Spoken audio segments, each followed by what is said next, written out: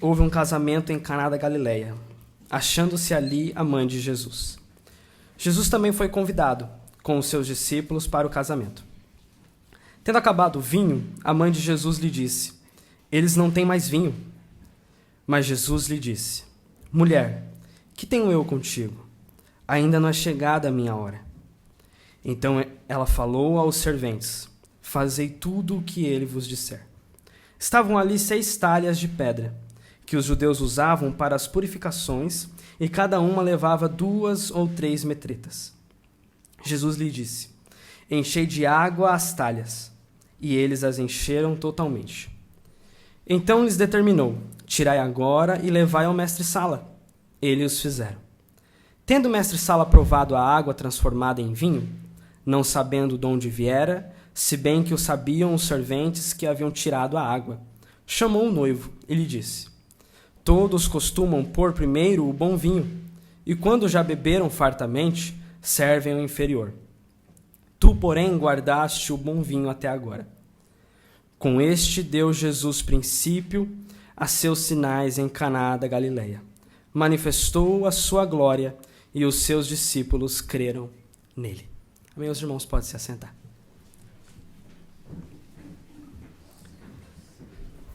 Nas Escrituras vemos 4 evangelhos. Quando eu falo nas Escrituras, eu estou se referindo à nossa Bíblia Sagrada. É bom dizer isso porque, se formos estudar um pouco a fundo, iremos ver que muitos outros evangelhos foram escritos. Porque evangelho seria não mensagem do autor que está escrevendo. Por exemplo, na Bíblia vemos o evangelho segundo Mateus, Marcos, Lucas e João. Mas não são mensagens deles próprios. Não foi Mateus, Marcos, Lucas e João que escreveram as palavras que eles quiseram dizer.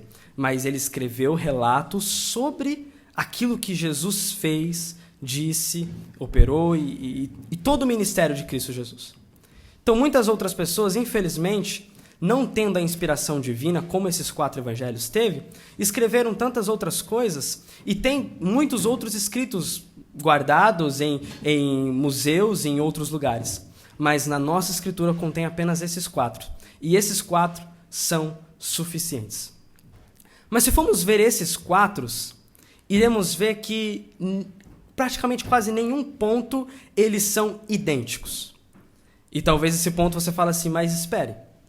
Se não há igualdade naquilo que eles estão dizendo, muito provavelmente não seria então falso aquilo que está escrito? Porque, por exemplo, se eu digo uma coisa e outra pessoa diz outra coisa referente ao mesmo assunto, alguns possam escutar isso e dizer assim, espera, isso possa ser que esteja errado. Mas isso não tem, pode-se dizer, cabimento por causa de que quando os 4 escreveram, os 4 escreveram com propósitos diferentes. Mateus, ele provavelmente escreveu mais ao público judeu, tentando mostrar a eles que o Messias, Cristo que se encarnou e viveu nessa terra, ele é o Messias prometido do Antigo Testamento. Por isso que vemos em Mateus vários relatos de profecias, uma ligação muito grande com o Antigo Testamento. E é por isso que Mateus ele vem em primeiro lugar no Novo Testamento. Nós entendemos que essa ordem dos livros, elas não são cronológicas. Não é porque Mateus está em primeiro que ele foi escrito em primeiro lugar. E não é porque Apocalipse está em último, significa que Apocalipse foi o último livro a ser escrito. Não. Mas é em ordem de assunto. Então, por isso que Mateus ele está logo em primeiro lugar, introduzindo tudo isso. Se passaram 400 anos praticamente sem Deus levantar nenhum profeta, sem Deus usar nenhuma voz aqui na terra, e surge João Batista, e nós sabemos toda a história. Então por isso que Mateus ele vem em primeiro lugar para mostrar assim, povo de Israel, esse Jesus que eu apresento a vocês é o Messias prometido no Antigo Testamento. Marcos, nós vemos que já é um pouco mais enxutado aquilo que ele escreveu. Dos 4 evangelhos, ele é o menor, e vemos um Jesus sempre ativo. Jesus fez isso, isso, aquilo. Aí no próximo texto, e Jesus se levantando, foi para isso, foi para aquilo. Então, você vê que é um Jesus sempre indo e fazendo. Por quê? Porque Marcos ele foca mais no Jesus servo, o Jesus que veio para servir. O Jesus que veio para cumprir a obra do Pai. Então ele veio servir como um servo para realizar as obras de seu pai. Lucas já é um historiador, então ele foca mais no lado humano de Jesus, mostrando o seu contexto histórico, no tempo em que Jesus viveu, tudo aquilo que ele fez. E Lucas ele já foi mais detalhista naquilo que ele escreveu, por isso que o relato em si é mais extenso, é mais complexo e é muito cheio de detalhes. Mas eis a questão, e João? Qual é o propósito de João? O Evangelho segundo João, ele foi escrito aproximadamente de 80 a 90 depois de Cristo. Então, esse período já está quase findando o primeiro século. Já houve a destruição do templo, não o templo de Salomão, mas o templo de Zorobabel. Houve essa destruição no ano 70. E depois da queda de Jerusalém, o povo ficou disperso, foi disperso, né, que teve a diáspora e tudo mais. E João, ele estava em Éfeso nessa época. E neste período, o pensamento que predominava era o gnosticismo. Esse é o nome de um pensamento que dominava. Gnosticismo, a base do seu raciocínio era que a matéria, o corpo, é mau e o espírito é bom. Então agora entenda isso. Jesus ele veio em carne e osso. Jesus não era um espírito andando sobre a terra que ninguém conseguisse tocá-lo. Vemos nas Escrituras que, por exemplo, aquela mulher que foi curada do fluxo de sangue, ela tocou na orla de Cristo, então ela pôde tocar em Cristo. Em si foi na orla, mas se Jesus não fosse tangível, nem a orla em si poderia ser tocada. Mas então, o gnosticismo falava isso, que Jesus ele não poderia ser Deus, por quê? Porque a matéria ela é má. E como Deus pode ser encarnado em um corpo material? Então, eles diziam que é impossível Jesus ser Deus. E João, ouvindo uma heresia tão grande, que infelizmente ela existe até o nosso dia, João, ouvindo essa heresia tão grande, ele falou assim, espera aí, eu tenho que escrever, eu tenho que relatar a história de Jesus, mas focando mais na divindade de Cristo. Porque Mateus, Marcos e Lucas focou mais no ministério de Jesus, mostrou suas parábolas, seus ensinamentos, milagres, onde Jesus foi, onde Jesus não foi. Então nós vemos um Jesus muito ativo, fazendo, mas João já é diferente. O foco de João é esse, é mostrar a divindade de Cristo. E muito provavelmente o Evangelho segundo João foi escrito para os cristãos que estavam em Éfeso.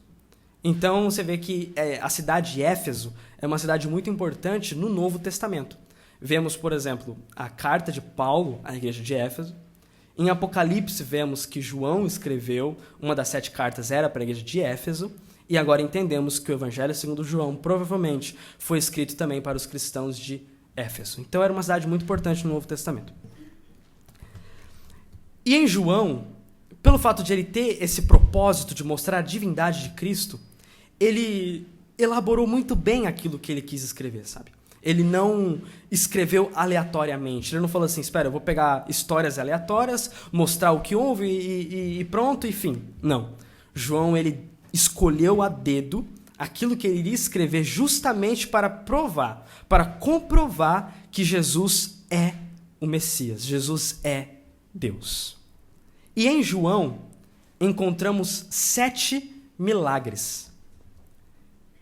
E nessa noite eu irei falar sobre o primeiro milagre que é relatado em João.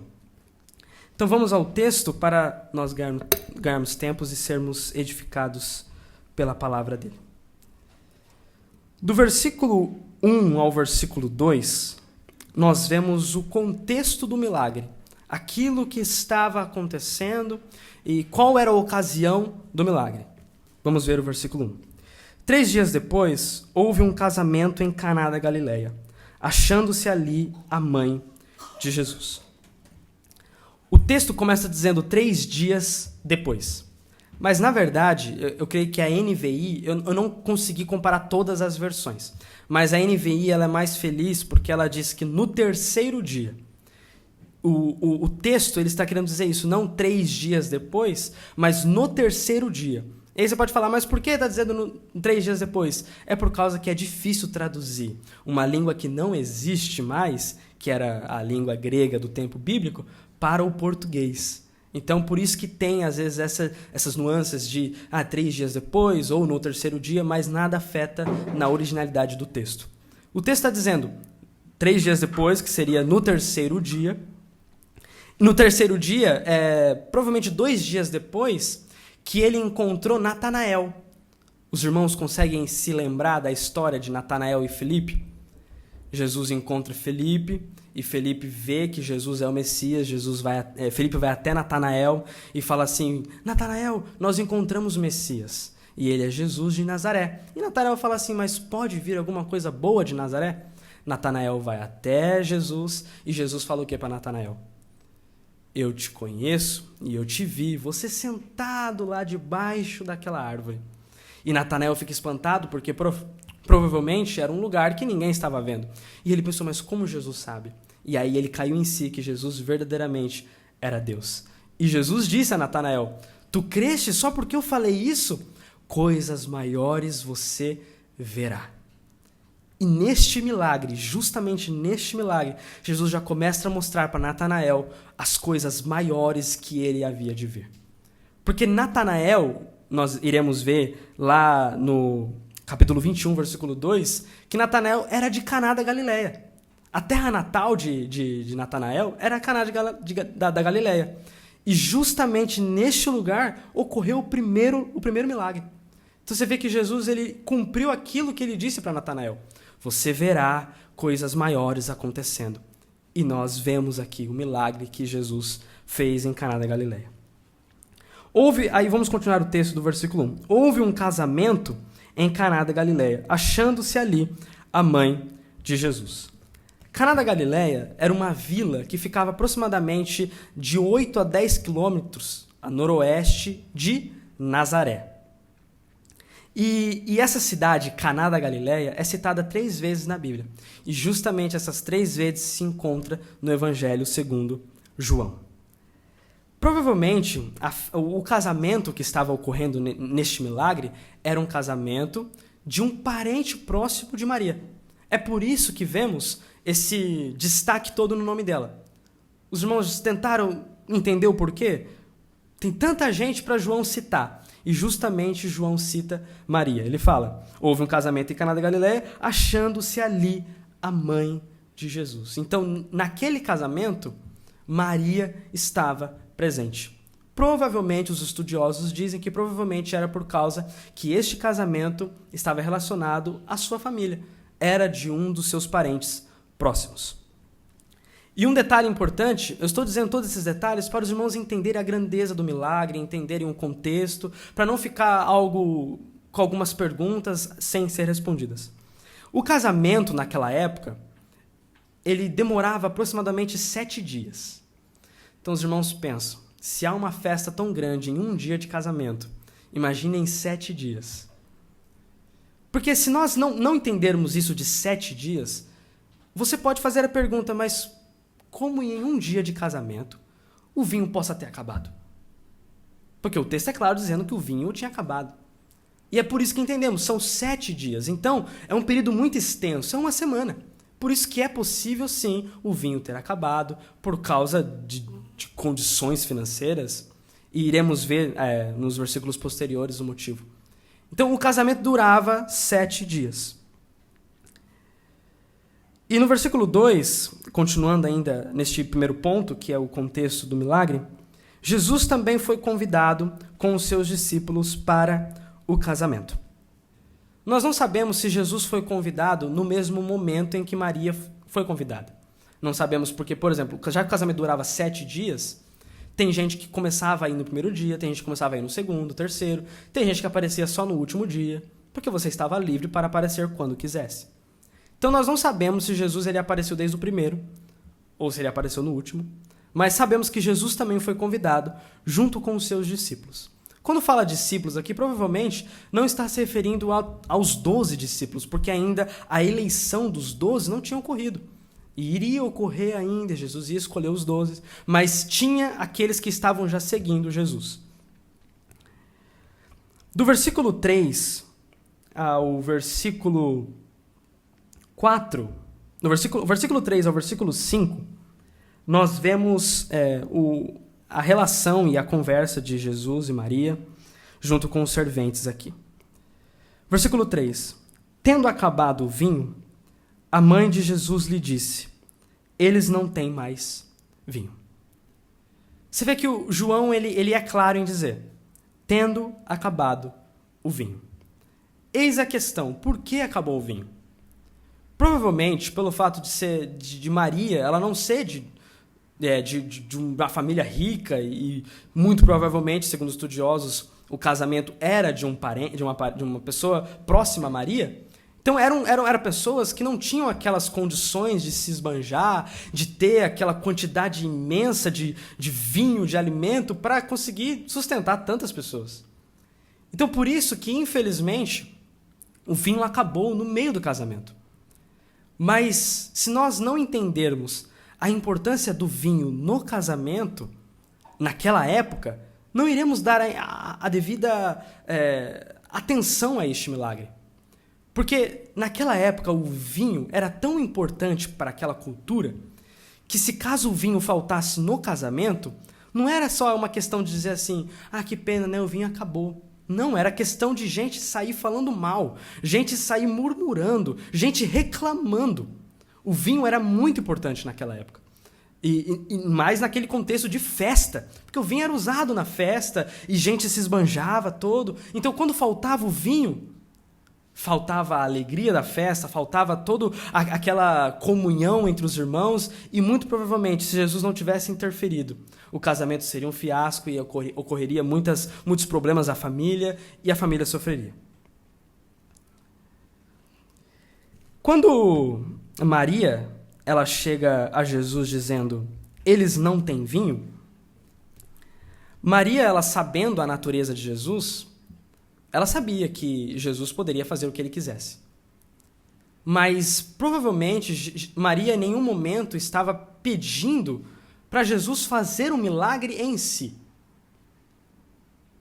Maria simplesmente quis relatar a Jesus, sabendo que Jesus poderia fazer qualquer coisa. Então Maria disse assim: bom, meu filho, eu sei, o anjo veio até mim e disse que ele era o Messias, o Filho, o Deus encarnado, o Emanuel, então ele pode fazer todas as coisas. Se eu for até ele, ele pode resolver o meu problema.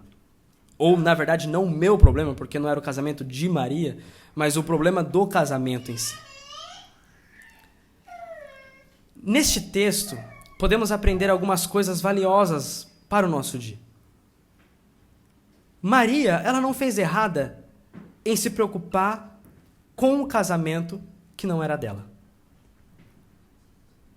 E aqui eu não quero dizer, então, que você deva se preocupar com o casamento dos outros. Não seria isso.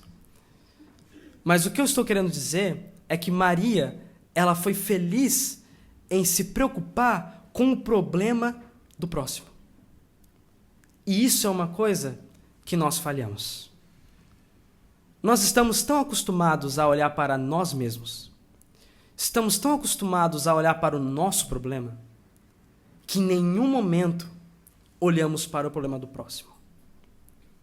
Eis a questão: coronavírus consumindo o mundo todo, atormentando tantas vidas. Ah, mas eu não peguei corona. Minha família não pegou corona. Esse problema não deve ser tão sério. Mas nos esquecemos que pessoas como nós, seres humanos, estão sofrendo deste mal. Nós, infelizmente, estamos tão com os nossos olhos voltados a nós mesmos que não reparamos na dificuldade do próximo. O irmão já parou para pensar que você e eu somos incapazes de nos olharmos sem nenhuma mediação? Eu consigo olhar todos os irmãos, mas se não tiver algo que reflete a minha imagem, eu não consigo me olhar. Os irmãos é a mesma coisa, todos conseguem me olhar, mas você consegue se olhar sem nenhum espelho? Por que Deus te impossibilitou de olhar a si mesmo? Por que Deus me impossibilitou de olhar para mim mesmo? Justamente porque não foi para isso que Deus nos fez. Não foi para sermos egoístas e olharmos para nós mesmos, mas vivemos uma vida cristã justamente para o próximo. Vivemos uma vida nos preocupando com os problemas do próximo. Vivemos uma vida preocupado com aquilo que o próximo está sofrendo. Não devemos ser egoístas. Não devemos olhar para somente os nossos problemas. Então Maria foi muito feliz em se preocupar com o casamento que em si não era dela. Ela não estava se casando. Ela já tinha se casado com José. E nesse tempo, um ponto que deve ser ressaltado, provavelmente José já estava morto. Você vê que no ministério de Jesus, você não vê nenhum relato de José. Só aparece Maria. E justo na crucificação, o que Jesus fala a Maria? Mulher, eis aí o teu filho, se referindo a João, e falando a João, eis aí a tua mãe. Então você vê que Maria, se Jesus morresse, ela não teria mais ninguém que cuidasse dela. Então por isso que Jesus a entregou ao seu discípulo amado, que era João. Provavelmente José já estava morto, mas Maria já tinha se casado. Então o casamento não era de Maria, era de alguém próximo. Mas mesmo assim, ela se preocupou. O segundo ponto também é que ela foi feliz em recorrer à pessoa certa. Ela não foi para qualquer um. Ela foi a quem? A Jesus. E esse é um ponto que, infelizmente, nós erramos também. Quando estamos com dificuldade ou quando percebemos que esse é o ponto, né, que as outras pessoas estão com dificuldade, para onde vamos? Vamos para A, vamos para B e fala, fulano está sofrendo. Fulano está sofrendo. E ainda dizemos, não, mas isso não é fofoca. Isso não é fofoca. Isso é uma preocupação. Eu estou compartilhando a dificuldade do nosso irmão junto com você para nós orarmos. Mas é isso que Deus pede a nós? Deus pede que quando nós formos pedir algo a alguém ou a si mesmo, não podemos nos ater a pessoas. Temos que ir a Cristo. Temos que ir ao nosso Deus. Temos que dobrar o nosso joelho e orar ao nosso próximo. Orar pelo nosso próximo. Dizendo assim, Deus, fulano está sofrendo.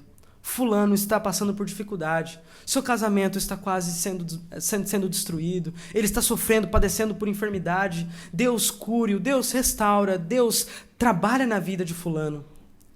Esse é o mandamento que vem de Deus. Nós temos que nos preocupar com o próximo? Com certeza. Mas temos que ir até a pessoa correta, que é o nosso Deus. Temos que dobrar os nossos joelhos, orar pelo próximo, para que Deus venha trabalhar na vida do próximo. Mas eis a questão, aonde Maria errou? Porque vemos que Jesus não ficou muito satisfeito com aquilo que ela disse.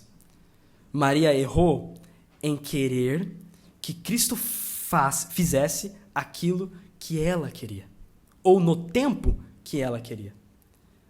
Nós, às vezes, acertamos em nos preocupar com o próximo, acertamos em nos recorrer a Deus, mas erramos em se impor a Deus. Dizer assim, Deus, eu sou teu filho, eu estou fazendo tudo certo, o Senhor tem que fazer. Não há cabimento nisso. De o Senhor não fazer, não existe essa possibilidade. Eu estou andando correto. Eu sou um crente verdadeiro. Eu sou uma pessoa que busca viver em santidade. Então, o Senhor tem que fazer. O Senhor deve fazer. Deus, ele não deve nada a ninguém. Não estamos na posição de Senhor para dizer ao Deus que criou o universo, faça isso ou faça aquilo. E ainda, infelizmente, usamos textos bíblicos para dizer assim, não, mas se eu pedir, a Bíblia não fala que se eu pedir, Deus vai fazer? E aí fala assim, mas olha, em João 14:13, em Mateus 7:7, Marcos 11:24, está dizendo isso. Se eu pedir, Deus vai fazer. Deus está falando. Eu acho que o texto mais claro é Mateus 7:7. Pedi e dar-se-vos-á. Buscais e encontrareis. Batei e abrir-se-vos-á. Então o texto dá a entender que tudo que você pede, você recebe. E muita gente pensa assim, não, mas a Bíblia está dizendo. Então tudo que eu pedir a Deus, Ele vai fazer. Mas não se esqueça que a Bíblia não se resume a 3 versículos. A Bíblia, ela é um conjunto de 66 livros que foram escritos por aproximadamente 40 autores, que demorou cerca de quase 1000 anos, mas há somente um escritor divino, que é o nosso Deus. Ele inspirou todas essas pessoas a escrever um só assunto: Deus seja glorificado.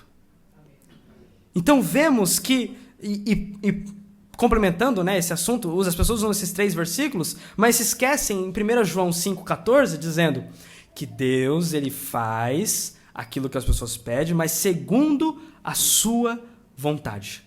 Então nós pedimos e aguardamos a vontade de Deus. Eu acho que um dos textos mais claros é o Pai Nosso, o texto do Pai Nosso, no Sermão do Monte.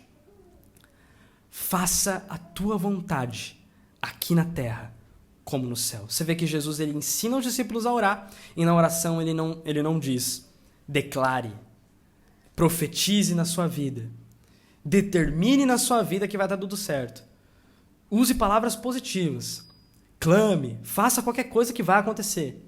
Em nenhum momento o Sermão do Monte, que foi proclamado por Cristo, não foi por qualquer um, foi por Cristo, em nenhum momento está dizendo isso, mas está dizendo, faça a tua vontade aqui na terra como no céu. Então Maria, infelizmente, errou nisso. Ela quis se impor a Jesus, dizendo, Jesus, estamos precisando agora. E Jesus ele responde a ela, versículo 4. Mas Jesus lhe disse, mulher, que tenho eu contigo? Ainda não é chegada minha hora. Jesus ele em nenhum momento foi desrespeitoso com a sua mãe. Porque isso, se ele fosse, ele estaria infringindo o texto de Êxodo. Honrai pai e mãe. E Jesus ele cumpriu toda a lei. Ele foi o homem perfeito. Ele não errou em nenhum aspecto. Se algum dia os irmãos escutarem que Cristo errou em algum aspecto, rejeite essa heresia porque vem do diabo. Cristo não errou, nem quando ele era jovem, nem quando ele era criança, nem quando ele tinha seus aproximadamente 33 anos. Ele nunca errou. Ele foi o Filho perfeito. Ele é aquele que nos salva. Mas ele diz mulher justamente porque a palavra mulher ela é costumeiramente usada naquela época. E é praticamente madame, senhora. Então você imagine então, ao contrário, ele não foi desrespeitoso. Na verdade, ele foi muito respeitoso com a sua mãe. Ele quis dizer, minha senhora, madame, não é chegada a minha hora. E quando ele diz assim, não é chegada a minha hora, Jesus ele está dizendo que não era aquele momento, não era segundo Maria, não é porque Maria disse que ele iria fazer. E há um comentário muito bom, eu até recomendo os irmãos a lerem, que é de João Calvino, ele comentando um pouco sobre esse texto de João, ele diz assim, Cristo entende o que lhe seria necessário fazer.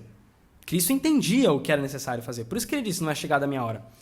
E, no entanto, nada fará a esse respeito seguindo a sugestão de sua mãe.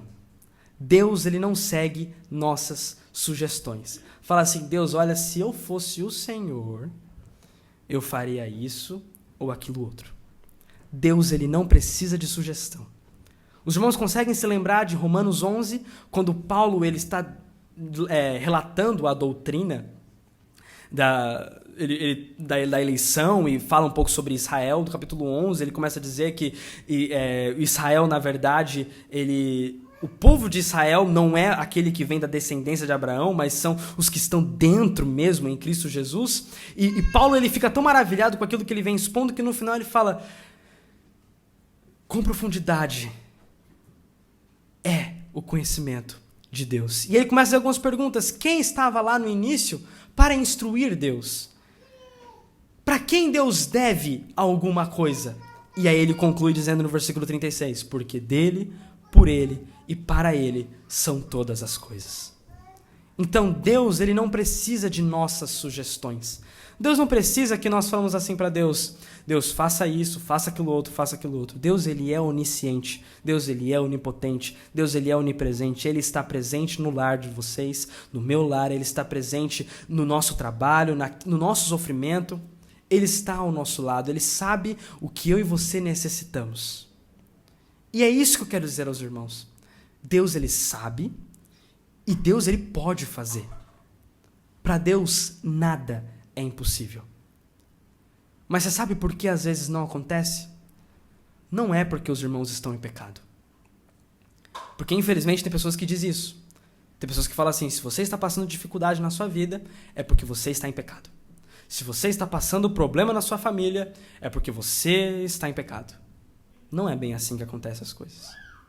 Talvez o problema ainda não foi solucionado. Talvez a cura não chegou. Talvez ainda o milagre não aconteceu, não porque Deus não pode fazer e não porque você está em pecado, mas simplesmente porque Deus ainda não quer realizar. Tudo está na vontade de Deus. Tudo está nos planos de Deus. Jesus está dizendo a Maria, Madame, minha senhora, ainda não é chegado o tempo. O tempo já foi pré-determinado desde antes da fundação do mundo. Vai chegar o tempo em que eu vou realizar esse milagre. Mas ainda não é este tempo. Queremos tudo no nosso tempo. E achamos que Deus é obrigado a fazer tudo o que pedimos ou quando pedimos.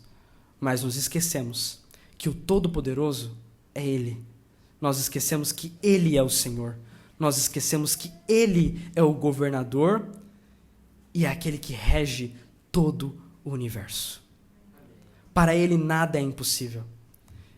Ele abre caminho no meio do mar. Ele derruba muralhas. Ele levanta paralíticos. Ele ressuscita mortos. Ele cura cegos. Ele cura surdos. Mas tudo Ele faz segundo a sua vontade. Tudo que Ele faz é segundo a sua vontade. No versículo 5, nós vemos Maria já uma Maria diferente. Ela acabou de tentar se impor a Deus, se impor a Jesus, né? Que Jesus é Deus. E Jesus, ele disse a Maria, não, calma, não é esse tempo. Não é o seu tempo, é o meu tempo. E Maria, ouvindo isso, não sabemos o porquê, nós só sabemos que Maria foi transformada. E aí nós vemos o poder da palavra de Jesus. Ela transforma vidas, ela transforma pessoas. E Maria chega ao ponto de ser transformada de tal modo que ela diz aos serventes, então, vocês façam tudo o que ele disser a vocês. Esse conselho vale para os nossos dias. A única palavra que você deve confiar plenamente é a palavra de Deus. A única palavra que você deve seguir piamente é a palavra de Deus. Porque ela é infalível. Ela é inerrante. Não há nenhum erro nas Escrituras. Você pode ler e segui-la. Você pode ler e aplicá-la sem nenhum medo, sem nenhum temor. Porque ela é totalmente verdadeira. E Jesus agora, do versículo 6 ao versículo 10, João vai escrever agora sobre o milagre em si. E João escreve dizendo, estavam ali 6 talhas de pedra, que os judeus usavam para as purificações, e cada uma levava 2 ou 3 metretas. Essas talhas eram usadas para a purificação, era um ritual religioso dos judeus. Eles seguiam esse ritual de todas as vezes antes e depois de comer, eles lavavam as mãos, lavavam os pratos, lavavam os potes e tudo mais. Eles entendiam que a contaminação do homem vinha pelo toque ou por aquilo que está no exterior. Por isso que Jesus fala que repreenderam Jesus em Marcos 7, falando assim, mas vocês e seu discípulo comem sem lavar as mãos? Que desrespeito é esse? E Jesus disse, o que contamina o homem não é o que vem de fora, mas é o que está dentro. Então, aquilo que gera o mal no homem é a própria natureza caída e pecaminosa do homem. Essa é a famosa depravação total. Todo ser humano foi afetado pelo pecado. E em todas as áreas do ser humano foi afetado pelo pecado. Então, o pecado, ele infelizmente está pregnado na natureza do homem. E se deixarmos esse pecado florescer, iremos viver uma vida segundo o mal, segundo o pecado. Mas essas talhas eram usadas para a purificação de mãos e de outras coisas. E uma talha aproximadamente conseguia conter de 70 a praticamente 100 litros de água. E havia 6 talhas. Então você imagina a quantidade de água que era utilizada. Praticamente quase 600 litros de água estavam ali. Ou no começo estavam, né? Porque você vê que no texto as talhas estavam vazias e Jesus vai pedir para eles encherem de água. Então as talhas ou elas estavam vazias por completo ou estavam parcialmente cheias, mas a princípio ela estava cheia para ser usada na festa, para aqueles que estavam na festa lavarem as mãos e se purificarem. No versículo 7 nós vemos o mandamento de Jesus. Jesus lhe diz: enchei de água as talhas, e eles as encheram totalmente. Jesus olha para os serventes e fala assim: peguem essas talhas e encham de água. Nós não sabemos quando ocorreu isso, porque nós vemos, por exemplo, no texto seguido, dá a entender que foi imediatamente. Por exemplo, Maria disse a Jesus, e Jesus repreende Maria, aí Maria fala aos serventes: fazei tudo o que ele mandar, e já no próximo versículo Jesus já manda. Só que muito provavelmente não aconteceu dessa maneira. Passou um tempo, passou um período, talvez passaram alguns dias, talvez ficou sem vinho 1 dia ou 2 dias, nós não sabemos o relato como ocorreu mesmo. Mas o que importa não é quando aconteceu, mas de fato aconteceu isso. Jesus, ele vendo a dificuldade e o problema que eles estavam sofrendo, Jesus falou: este é o momento. Então chamou os serventes, falou: enchei de água. E os serventes obedeceram sem questionar. Não vemos nenhuma palavra do servente falando assim: mas Jesus, é trabalhoso. O senhor não pode estralar os dedos e aparecer vinho? Jesus pode. Jesus criou o universo todo. Deus criou todo o universo apenas com o seu falar. Deus não poderia falar: haja vinho, e houve vinho. Deus poderia fazer dessa maneira. Mas por que ele não fez? Volta mais uma vez naquele princípio que eu disse: porque Deus não quis. Jesus faz aquilo que ele quer fazer. Ele pode fazer o milagre, mas na maneira que ele quer fazer, no tempo que ele quer fazer. Ele não está preso a ninguém, ele não está preso a nenhuma autoridade. E no versículo 8 vemos que Jesus pede para os serventes: tirai agora e levai ao mestre-sala. Eles o fizeram. Mestre-sala provavelmente era um dos principais dos convidados, que ele era o organizador de toda a festa. Ele era praticamente um profissional de festa, trazendo para um contexto nosso. Era alguém que sabia muito bem das coisas.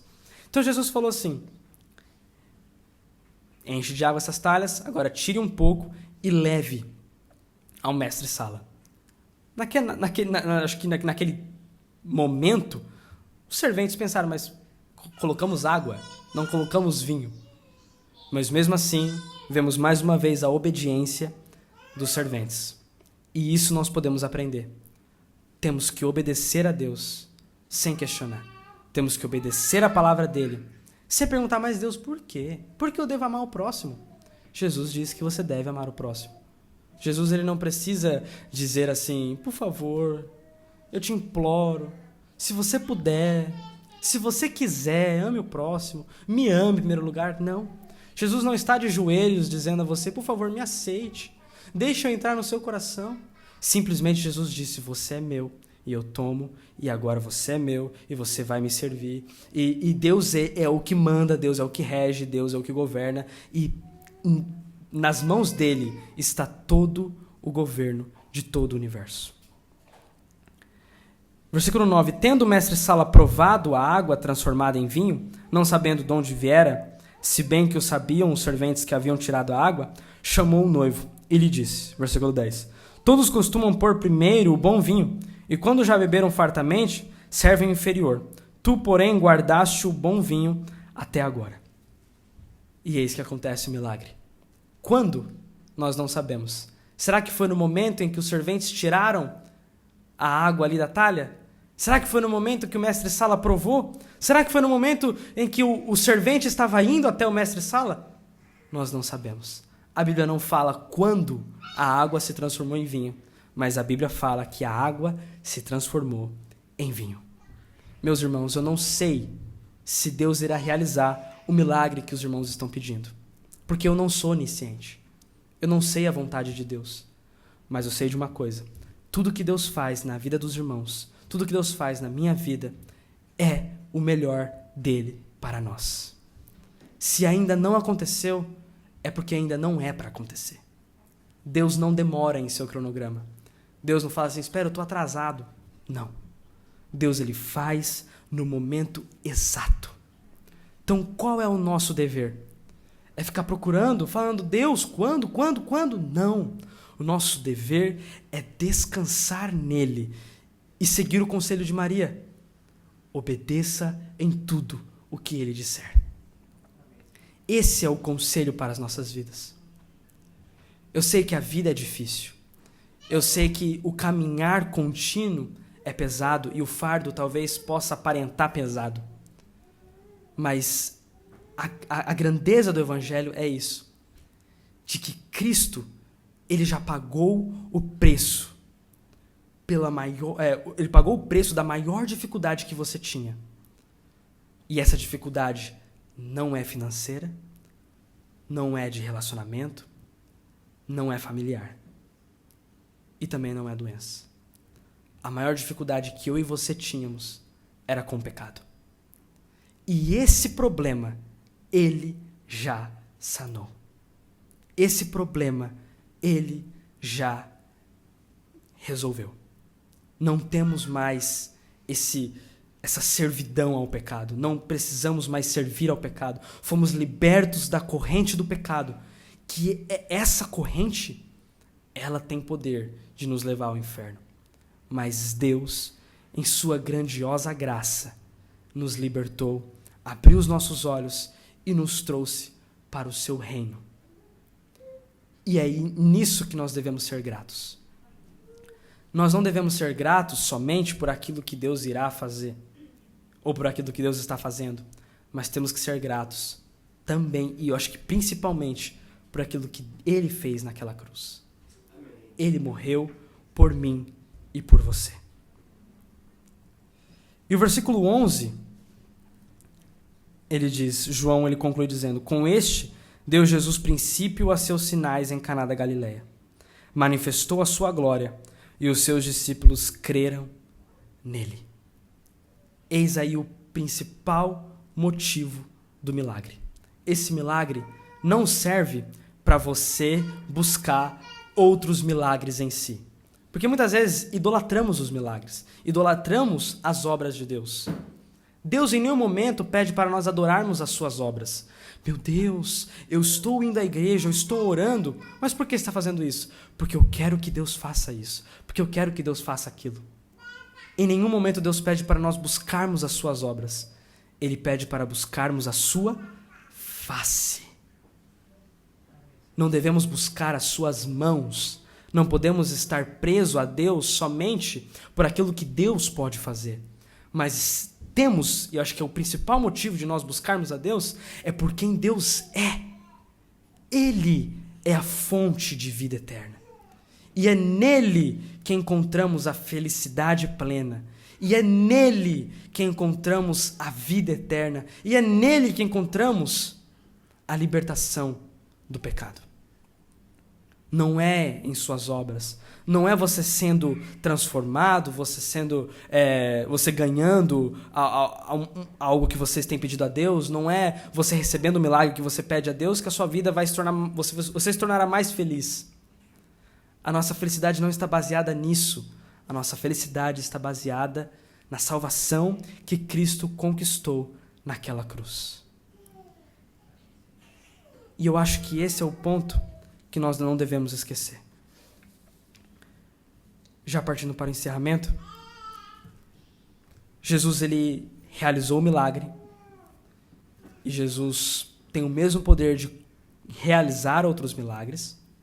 Em nenhum momento Jesus perde esse poder. Jesus ele pode fazer todas as coisas, mas o princípio, e eu acho que o ponto principal de tudo, é que tudo ele faz segundo a sua vontade. E ele já morreu naquela cruz por nós. O pecado ele já sarou e ele já eliminou de vez. Já não somos mais presos ao pecado. Agora nós temos e agora nós estamos vivendo totalmente a Deus. Então eu encorajo os irmãos. Eu sei que a dificuldade é grande. Eu sei que passamos por tribulações, passamos por momentos difíceis. Mas eu peço, não desanime. Confie em Deus. Creia que Ele pode fazer e creia que Ele fará aquilo que é melhor para você. Cristo é o verdadeiro Deus. E somente Ele tem todo o poder no céu e na terra. Quero que os irmãos curvassem suas cabeças e vamos orar. Pai, muito obrigado por tudo que o Senhor tem feito. Deus, o Senhor sabe da minha limitação. Sei, Deus, que eu poderia ter explicado muito melhor, poderia ter usado palavras mais compreensíveis, poderia ter dito de uma maneira que talvez as pessoas entendessem mais. Mas eu creio, Pai, que o efeito da mensagem não vem através de mim, tão servo limitado. Mas o efeito ele vem por causa da Tua palavra. E eu sei, Pai, que a Tua palavra foi pregada nessa noite.